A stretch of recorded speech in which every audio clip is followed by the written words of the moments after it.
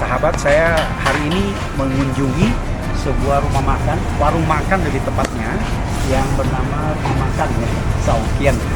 Nah, kalau Anda lihat ada etalase seperti ini, mungkin ada yang bertanya-tanya, kenapa etalasenya kadang-kadang ditunjukkan sayuran segar, bahkan kadang-kadang ada gantungan ayam, daging, ikan, dan lain sebagainya. Nah, ini adalah kisah masa lalu ketika migran orang Tionghoa datang ke Asia Tenggara. Mereka berasal kebanyakan dari Tiongkok Selatan. Mereka menunjukkan bahwa sayur yang mereka masak adalah benar-benar segar. Itu yang pertama. Supaya orang asing, orang luar yang datang percaya. Karena mereka khawatir itu sayur yang disajikan itu adalah yang disimpan sebelumnya. Kemudian untuk daya tarik. Kemudian yang ketiga, untuk komunikasi verbal, ya, verbal dan non-verbal. Ada orang yang cocok bahasanya bisa menunjukkan saya mau makan ini, makan itu. Karena zaman itu belum ada daftar menu.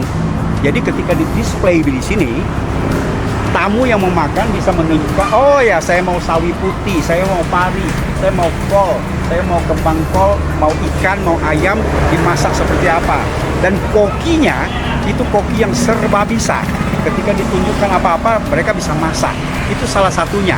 Nah, inilah yang melatar belakangi kenapa Chinese food yang di pinggir jalan atau dimanapun juga kelihatannya mereka menggantungkan bahan bakunya segar, ya, semua hidup, supaya mereka bisa menunjukkan bahwa itu bukan sayur yang dimasak sebelumnya. Saya akan memesan beberapa macam sayur untuk saya nikmati bersama anak saya.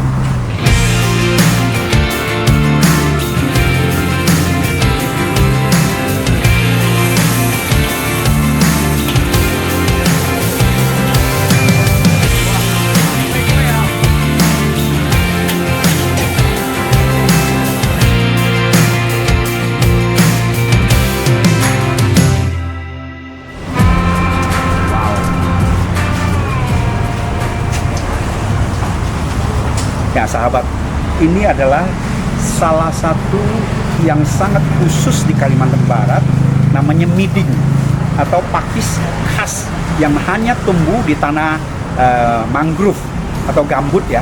Ini tidak bisa tumbuh di sembarangan tempat, tetapi tanah gambut. Kelihatannya di tanah Jawa tidak ada ini. Ini nanti saya pesan satu ini.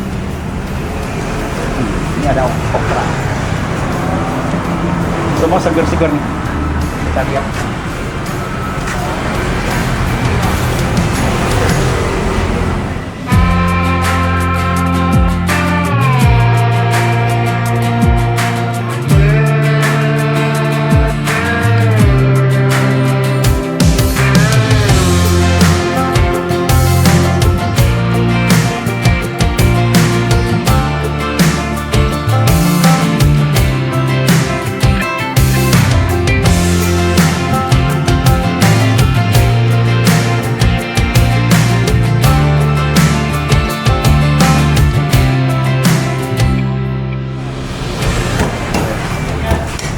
Coba chính phủ nhiều lem miếng thế nhá miếng ha, lem miếng thế nhá miếng ha, sau kiên ha, đi xem máy, yang lima sau kiên, có phải này, chắc phải, trong cái này nó cũng cá trăm to trăm điểm thôi, đây có ẩm đó được, mấy cái cái chiêu à, có xin được cái nào, mò chắc là phải đi, tổ cái đó một tổ nó, cá leng nhiều chiêu thì cái bỏ nó không, phải rất tranh thời luôn, muốn gì khoe?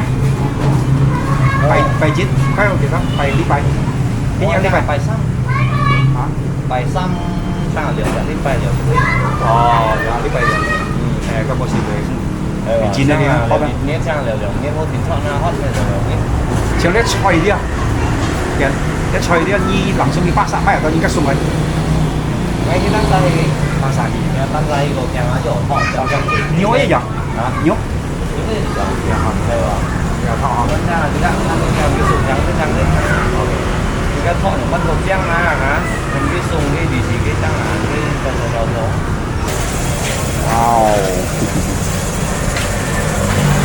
ini udang, daging, ikan yang sudah diiris, mantap. Chỉ nghe tia đến nhạc quay khởi nào Nhưng mà nhân phong không? Tại vì thôi. Nhân phong. Học kiểu như nào? Ngay càng như tiền cả cái là như cái gì nó phải có đá. Giới thiệu sao mấy? Giới thiệu về đất Hồng Lá Chanh. Hồng Lá Chanh. Với bọn thông thôi. Đi thông với mày. Thông này đấy âm thời thông, thời phụ thông. Theo phụ âm thôi. Thời phụ âm thôi à. Ăn xoay. Mày xoay.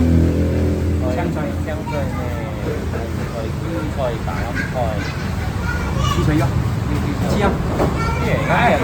Đi xoay thẳng. Đi xoay cái thẳng không phải quân. Đi dọn.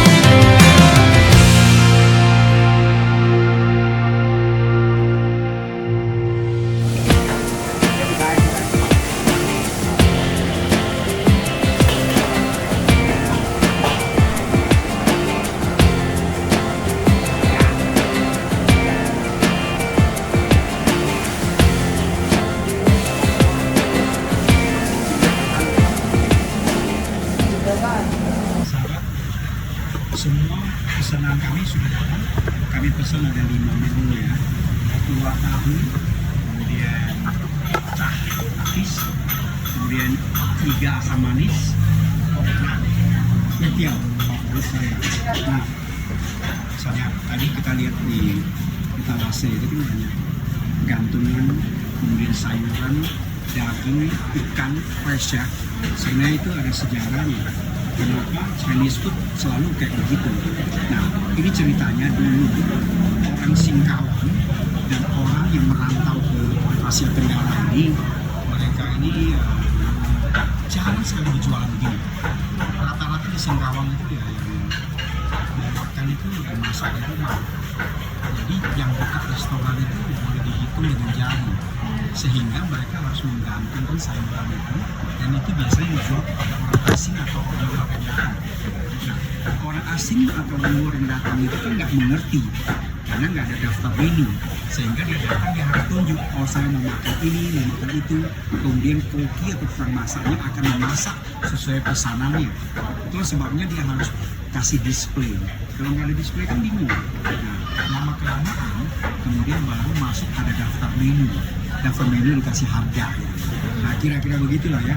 Nah, ada orang yang melihat itu, mereka bingung kenapa digantung kayak begitu. Itu juga salah satu untuk komunikasi nonverbal. Karena orang luar datang ke sini mungkin tidak bisa bahasa lokal. Jadi dia hanya tunjuk-tunjuk, dia masak, mau makan apa, dimasak gitu.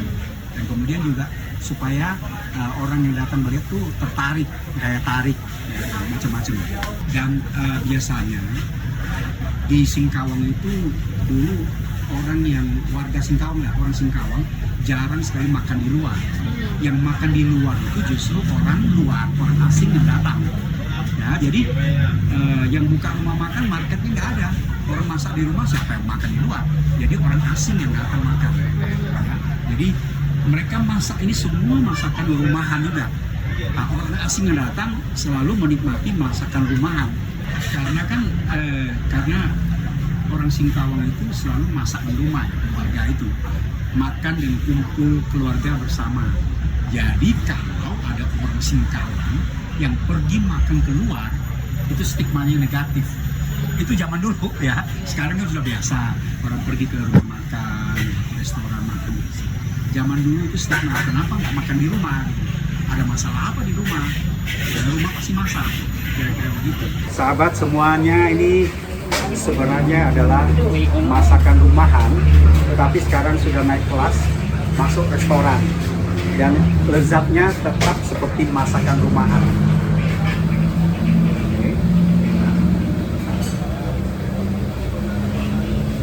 Kalau mau cerita tentang masakan atau kuliner Singkawang terlalu panjang dan banyak sekali ya. Jadi apa yang saya bisa sampaikan, saya bagikan, itulah yang sampai saat ini bisa saya ceritakan. Mungkin di lain kali saya akan cerita lebih panjang lagi.